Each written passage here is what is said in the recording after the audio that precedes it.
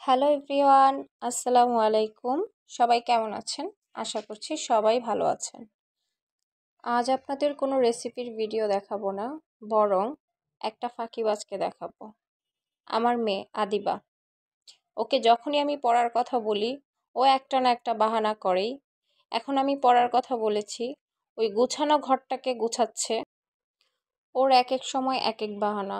যখনই পড়ার কথা বলবো, হয়তো পেটে ব্যথা, নয়তো দাঁতে ব্যথা, নয়তো মাথা ব্যথা, নয়তো চোখে ব্যথা।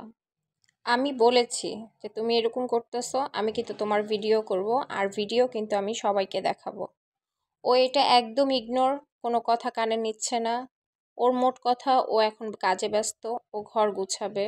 আমার ঘর গুছানোটা নাকি ওর একদমই ভালো লাগেনি, আমি একদমই ঠিকঠাক করে কাজ করিনি, তাই ও আবার ঘর গোছাচ্ছে।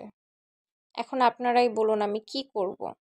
পড়াশোনা করতে চায় না, বাট হ্যাঁ, আমার মেয়ে মাশাল্লাহ পড়াশোনায় খুবই ভালো। ওকে একটা বিষয় নিয়ে একবার বুঝালেই হবে, বারবার বুঝাতে হয় না। এবং আল্লাহর রহমতে মেধাবী আছে, কিন্তু একটা বিষয়কে বারবার বলতে হয় যে তোমার পড়া আছে, তুমি পড়তে বসো, পড়তে বসো। সবাই ওর জন্য দোয়া করবেন।